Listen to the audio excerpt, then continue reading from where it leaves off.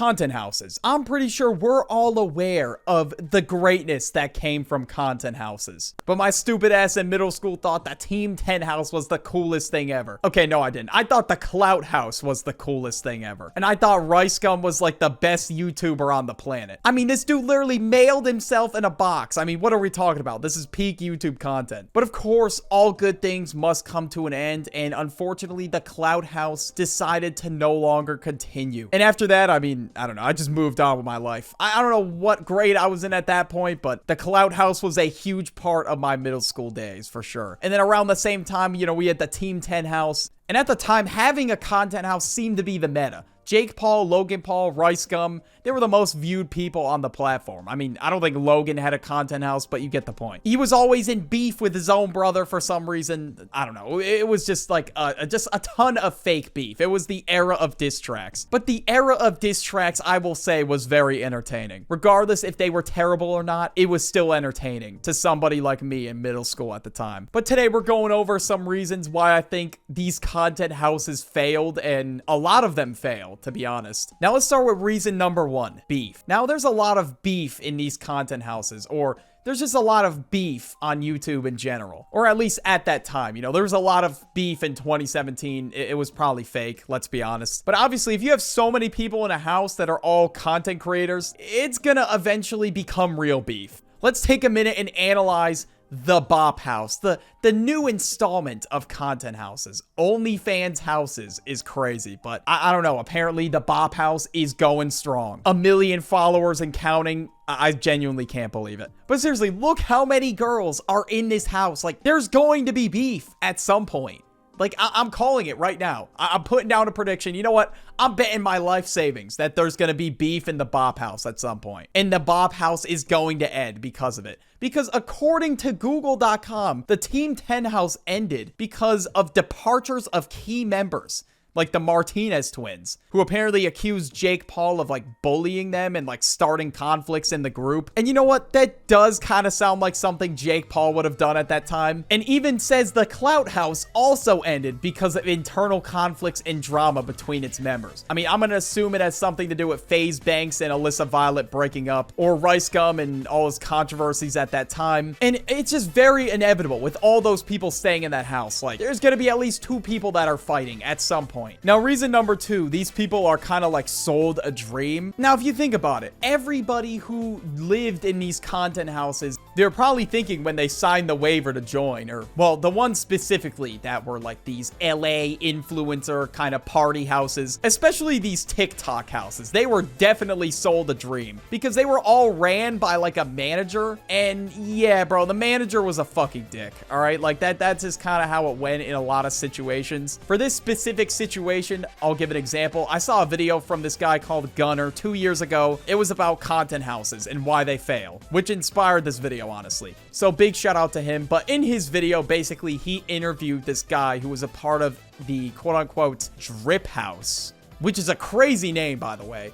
Can we just point that out for a second? Like, who the hell would want to join the Drip House? Okay, regardless of that, he was talking to this guy that was a part of the Drip House before it just became a complete shit show. But it was ran by a manager, and a lot of these content houses were, especially with like these TikTok houses. And basically what they had to do was pay like $2,000 a month to live there and then just create content. And they were promised brand deals and to actually make money from their content, etc.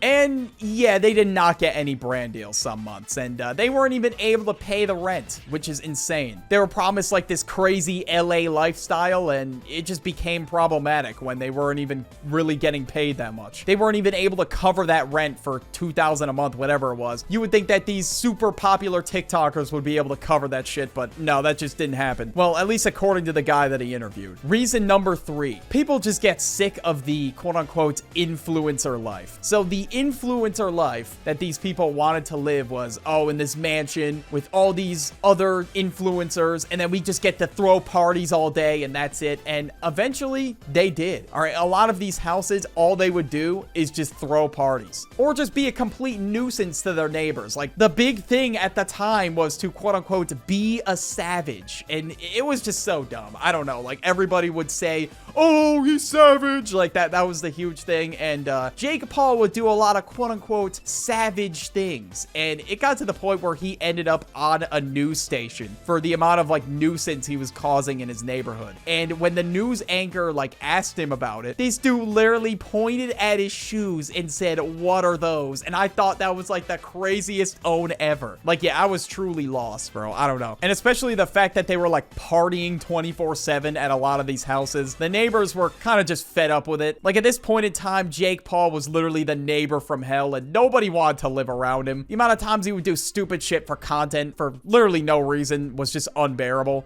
And these parties were huge, especially at the TikTok houses. Like, Bryce Hall threw a big-ass party during quarantine. Like, why the hell would you do that? I don't know. But I know some of you watching this video that maybe are aspiring TikTok influencers and you want to be like Bryce Hall are probably saying to me right now, dude, you're being a fucking buzzkill, man. Come on, bro. Stop. The party never stops, man. We were in the middle of a global pandemic. Why the hell is he still throwing parties? These influencer houses were just bound to end. I don't fucking know. Or, well, I don't know if he was at an influencer house. I mean, it sounded like it. But still, point being, he threw a party with a bunch of influencers. It doesn't matter. But eventually, these influencers are going to get so sick of this LA lifestyle that they're living or whatever it is. And they're just not going to want to keep partying anymore or, like, film content. Because that's why they would do these parties. Like, obviously, they wanted insane content nonstop. And of course, if they thought they were like the coolest people on the globe, more people would want to show up, like bigger influencers, bigger names. And, you know, a lot of times that was really it. They wouldn't really lock in and make that much content because, well, they didn't have to. They made TikTok videos. But eventually, reason number 4, these content creators are going to eventually take their own paths and just not even really be involved in each other's content anymore. I mean, there's just like so many of them in these houses. Like, there were 14 TikTokers in the hype house, and that doesn't even include like all the people that like do camera work and shit like that. So I don't know, eventually they're gonna take their own paths. Like, for example, Charlie D'Amelio made her own TV show or something. And I have no clue how many episodes it ran. Or the content creators could just stop posting, drop off the map, fall off, whatever. I don't even know half the people in the hype house. Like, for a content house to be successful, you gotta know everybody in the house. And there needs to be a reason why they're living together. Like, a lot of these people would do their own separate content and they didn't really appear together in a lot of videos, to be honest. Like, they would just do occasional collabs and that was it. Like, a good content house example I can think of in the current day is the new generation of FaZe. Like, they're always streaming, they're always in each other's content. Like, you know all the people in it, and that's kind of how a content house should be. And there shouldn't be too many people either. And before the rebrand, the reason why FaZe was just super corporate and not successful, it's because they started inviting so many people to FaZe. Like, the fucking girl from Stranger Things. How did she get in FaZe? I don't know. Like, she just acted a role for Chrissy and got in FaZe, which is insane to think about. And the original creators of FaZe, like, they just kind of felt like they were put on the sidelines and they didn't really get to do anything with FaZe anymore because some gaming corporation took over. So yeah, I think definitely becoming a streamer group was a good move on their part, 100%. And they are some of the biggest streamers on the charts right now. And now, reason number 5.